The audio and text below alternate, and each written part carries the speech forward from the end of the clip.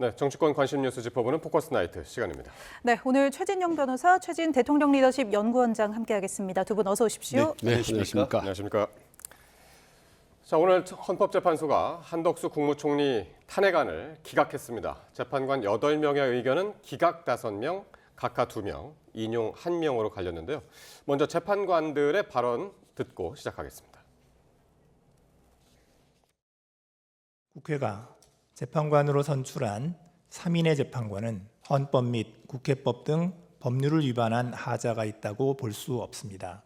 그런데 피청구인은 국회로부터 재판관 선출 통지를 받기도 전에 거부 의사를 표시하였습니다. 헌법재판소를 무력화시키기 위한 목적 또는 의사에 기인하였다고까지 인정할 증거나 객관적 자료는 발견되지 아니합니다. 따라서 피청구인에 대한 파면 결정을 정당화하는 사유가 존재한다고까지는 볼 수 없습니다. 헌법재판관 임명 부작위와 관련하여서도 피청구인의 헌법 또는 법률 위반을 인정할 수 없다고 생각합니다. 헌법재판관 임명권 행사에 있어 대통령의 자기 의무가 있더라도 국회 선출 재판관을 선출한 후 즉시 임명해야 할 의무가 있다고 보기는 어렵습니다. 피청구인의 헌법재판관 임명 부작위 및 특별검사 후보자 추천 의뢰와 관련된 헌법 또는 법률 위반의 정도가 피청구인의 파면을 정당화할 수 있을 정도로 중대하다고 생각합니다.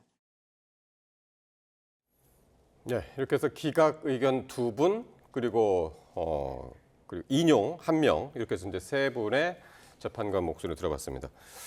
어떻게 들으셨나요? 오늘 한덕수 총리에 대한 기각 예상을 하셨는지요? 사실 많은 법조인들이 예상을 했습니다. 다만 그것이 8대 0이다라는 생각을 많이 했습니다만 8대 0이 아니고 7대 1, 그 1의 숫자가 누구냐 이런 것에 대해서 오늘 그 법사가들의 얘기가 있었는 것 같은데요. 이번 좀 전에도 얘기했습니다만 금주가 이른바 사법 슈퍼위크다라고 얘기를 했었는데 예. 오늘 월요일 첫 번째 1라운드에서는 국민의힘이 사실상 민주당의 KO승을 거둔 것이 아닌가 이렇게 얘기를 할 수가 있는 것 같은데요. 물론 8대 0이 아니기 때문에 7대 1이면은 거의 만장일치에 가까운 어떻게 보면 그 판정승을 여당 쪽에서 거두었다 이렇게 평가를 할 수 있지 않겠습니까? 네. 내용을 봤을 때도 보면 5대 2대 1, 5대 2대 1 결국 기각 5, 그리고 각하 2, 그리고 인용이 1명이었습니다.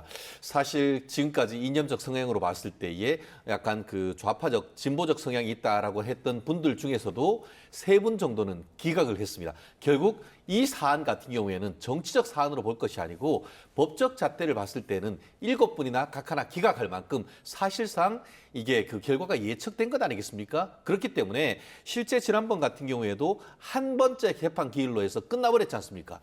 그러고 나서 나중에 이 민주당 측에서 조금 더 입증할 수 있도록 뭘 해달라라고 했는데 충분한 기회를 줬다라고 하면서 문영배 재판관이 그냥 노라고 했습니다. 결국 그렇다는 점에서 민주당도 처음부터 이 사건이 탄핵이 인용된다라고 생각해서 어떻게 보면 탄핵을 진행시켰다기보다는 사실상 이 윤석열 대통령의 직무를 정지하고 나아가 한 총리에 대한 직무까지 정지함으로써 윤석열 정부의 어떤 실질적 마비를 의도했는 것이 아닌가, 한마디로 탄핵권을 남용했는 것이 아닌가라는 느낌을 강하게 준 그런 어떤 결과가 아니었나 생각을 합니다.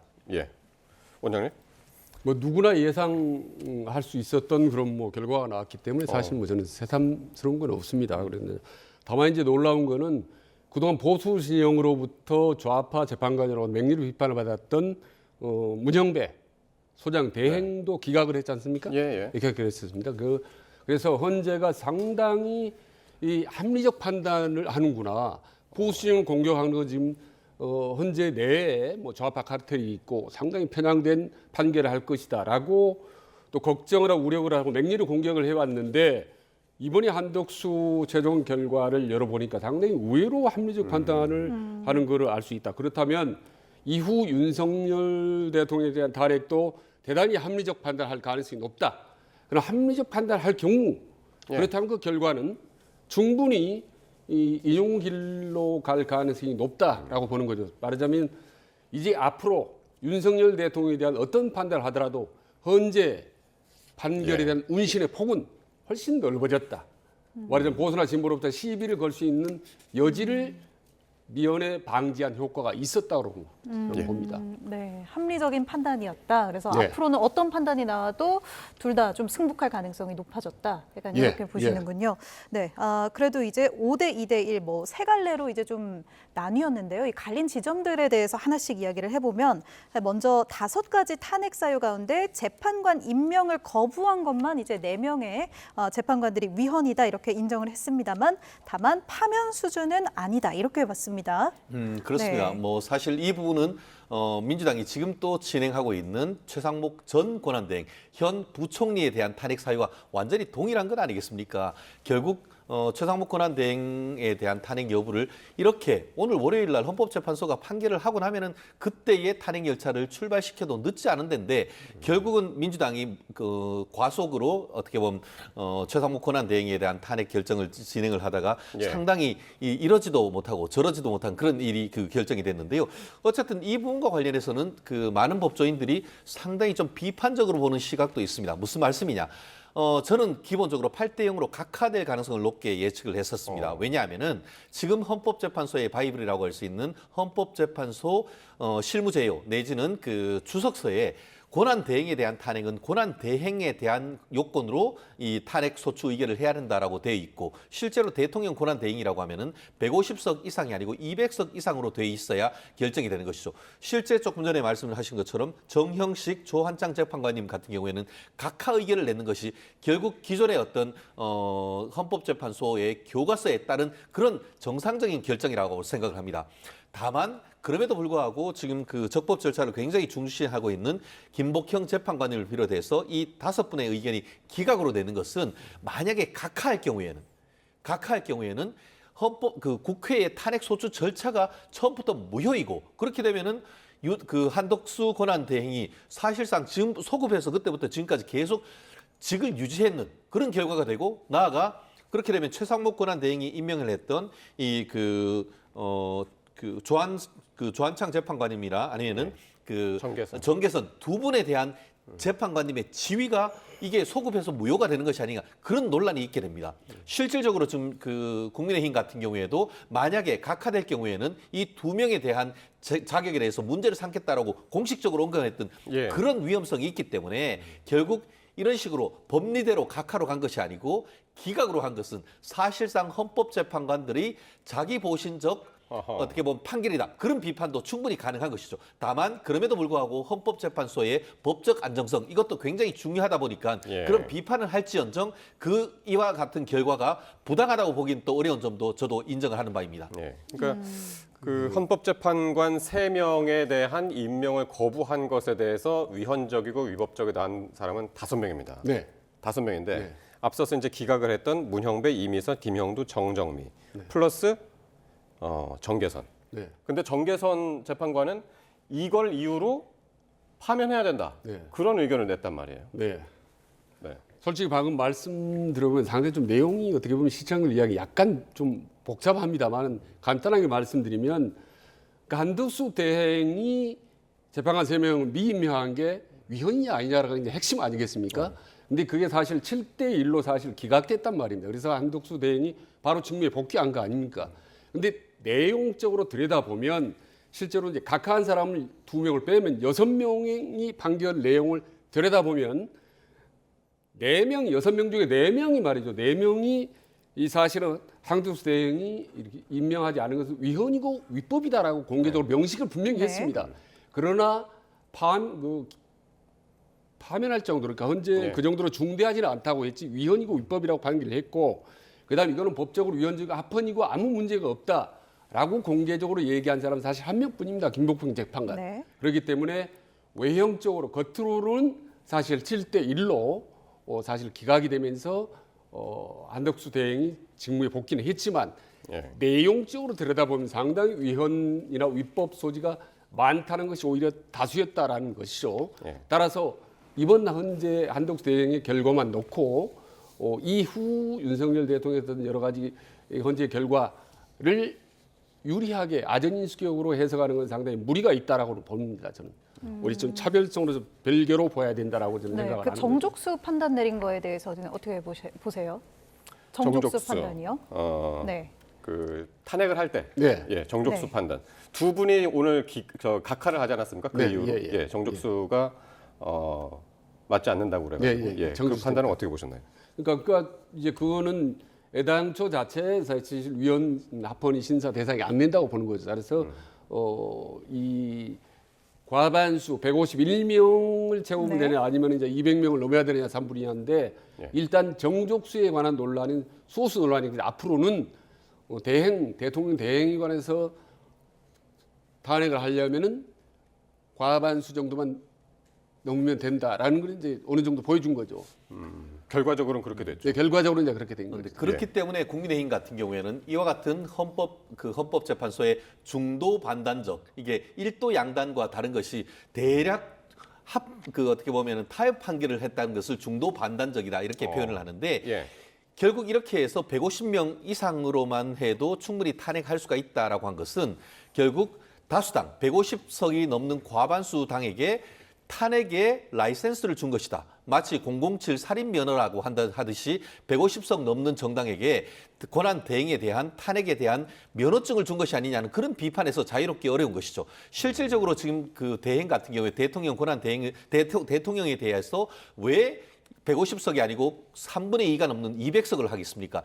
87 체제는 이게 대통령 직선제 아닙니까? 그러면은 민주적 정당성이 가장 큰 대통령에게 결국 국정 안정에 기해서 5년 동안 어떤 일이 있더라도 사실상 5년을 임기를 채울 수 있도록 하는 그런 결단이 포함되어 있는 겁니다. 그렇다고 하면은 대통령 권한 대행도 그와 유사한 지위를 부여하는 것이 합당하고 그랬기 때문에 헌법재판소 이 주석서에 그와 같이 대행에 대한 것은 그 직에 대한 요건으로 지금 탄핵을 하라고 했는 것이죠. 그런데 그에 대한 설명도 없이 기존에 있던 바이블에 대한 설명도 없이 그 내용에 대한 판단 기준을 바꾼다는 것이 과연 정당한지 그렇기 때문에 지금 법리적으로 봤을 때는 각하를 얘기하고 있는 정영식 조한창 재판관님 말씀이 맞고 그렇게 할 때에만이 이 87 체제의 그 대통령 직선제의 취지가 설릴 수 있다는 점에서 이번 판단은 나름대로의 어떤 최종적으로는